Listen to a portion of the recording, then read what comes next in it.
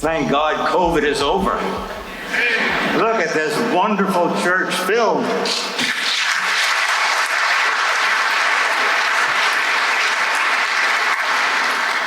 Now don't forget, to have a wonderful church like this, we have to have a wonderful collection too. We're going to put you on the honor system. Be very generous. The Easter Bunny does not forget. Maybe you'll be the one to help us get that golden egg. You know, we're going to build eventually a new parish down the road, but in the meantime, you see how beautiful St. Agnes is inside and out. We're a growing parish. We're going to have new classrooms. We're going to have a new parish hall. And I want to see it in my lifetime. So it's up to you. Kabish? Kabish, okay.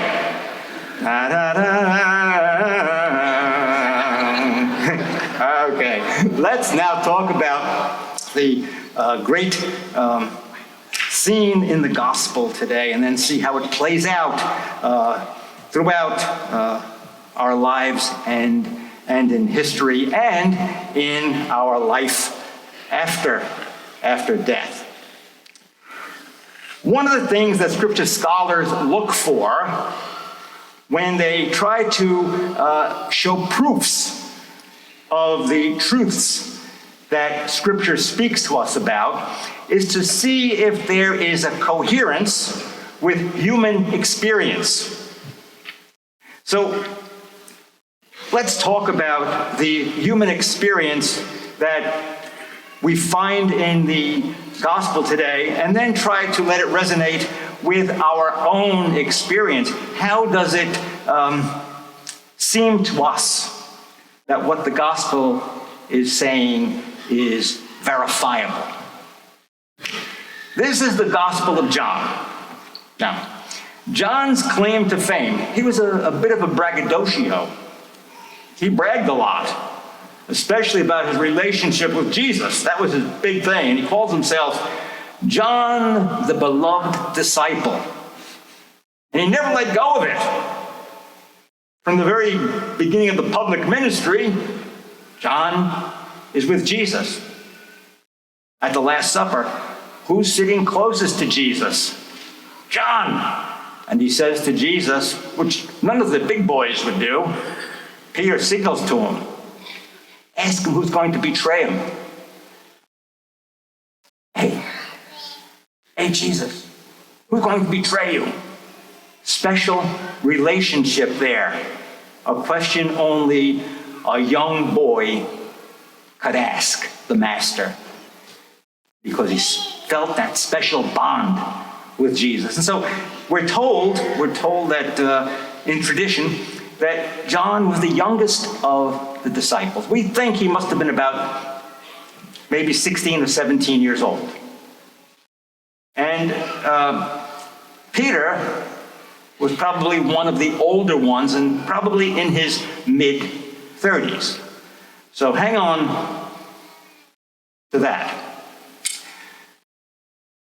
John makes us very much aware of this special relationship that he has with Jesus.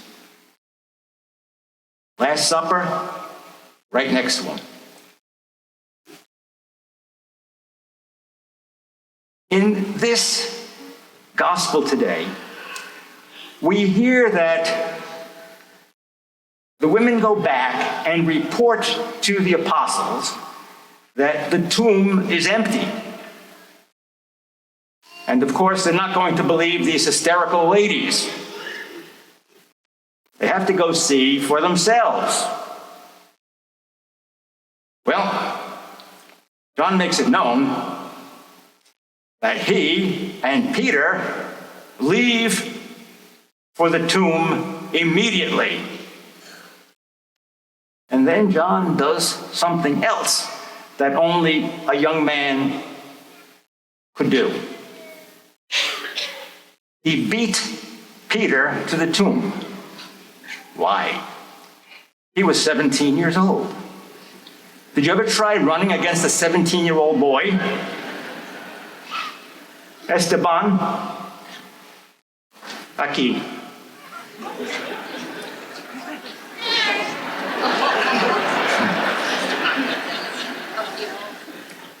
Okay. Esteban is a great track runner at Newman High School. He's so good, I told him he should apply for the Olympics. I'm not kidding. That's how good he is. Okay. Esteban, could you beat, well, I'm older than 35.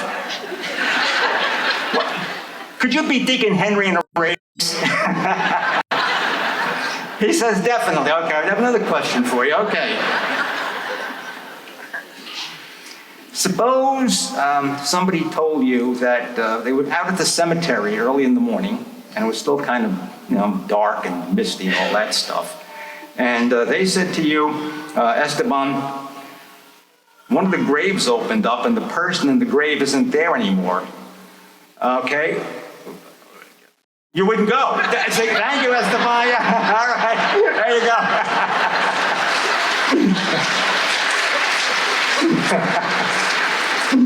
He makes my point. And John says this too. He says, first of all, he's bragging. I got there first because I could run as fast as Esteban, okay? But he waited until Peter got there, and Peter's the guy that went in. The older guy went in. And that's reality. And that is reality. And that tells us that despite the fact that John would love to have said, and I ran right into that tomb and I saw that it was empty, he couldn't lie. He had to tell the truth. He was scared and he waited for Peter to go in. That's when we get a sense of the reality of the reports that we have.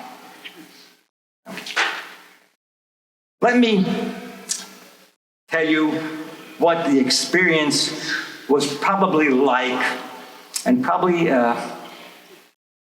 gives us a sense of how it would be with us too.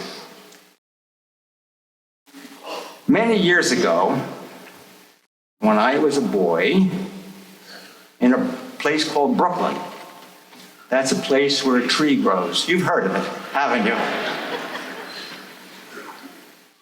We had living upstairs from us, my family, a German woman. Her name was Grandma Kraus. And Grandma had come out of Nazi Germany. Some of the stories she told were just horrendous. I could remember as a boy listening to those stories. And my father would say, pay attention. Pay attention to what Grandma is telling you. Don't forget what she's telling you. There was one story that was extremely poignant. It stayed with me all my days. Share it with you. She told a story that she had a brother. His name, I'll never forget, was Professor John Stock. He taught at the University of Bonn. And we hear so much about what the Nazis did. They murdered 6 million Jews. They killed gypsies, homosexuals, priests, anyone who was a threat to the regime. The intelligentsia was a threat. They burned books because books might contradict Nazi ideology.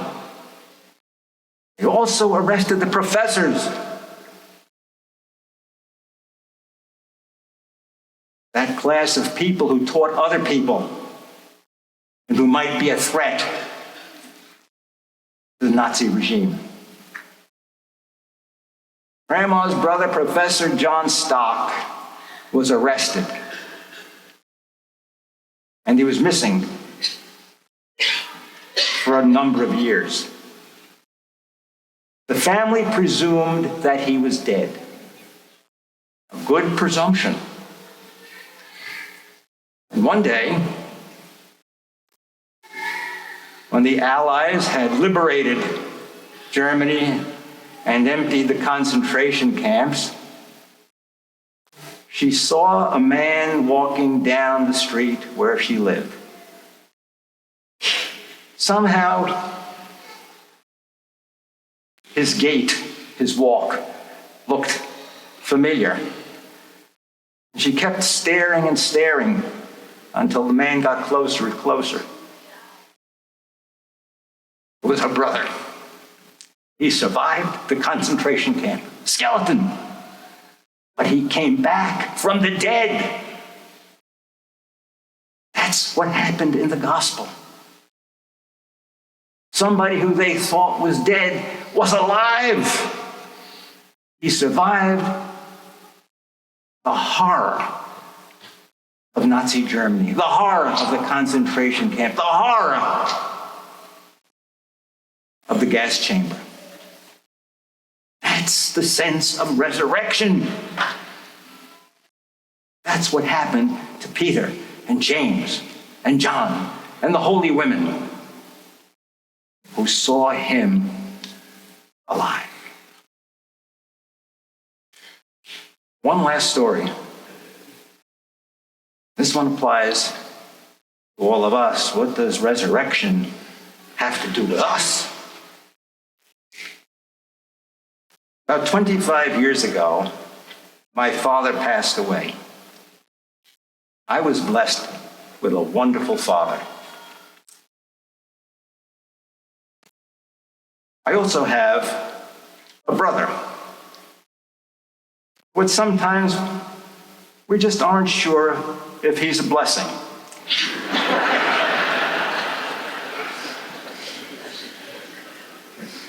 He's not really a man who often shows tender emotion, but he can sure show anger. One day we were sitting down having dinner, and he said to me, "You know, I wish I could see Daddy again." I said, "Yeah." And I said, "I do too." He said, "You know, if I could only just have a dream about him, if I could just dream about him, I'd be happy. But I can't even dream about him." I said, "Peter,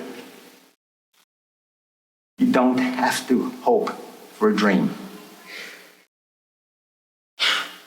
As Christians, we believe in the resurrection. And at the end of time, when that trumpet blasts and God raises the dead from the graves, you'll see him again.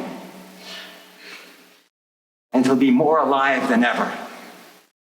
And once again, we'll enjoy his company as a family." And that's true for all of us. At the end of time, once again, we'll be reunited in the resurrection with Jesus and all those we've loved. God love you.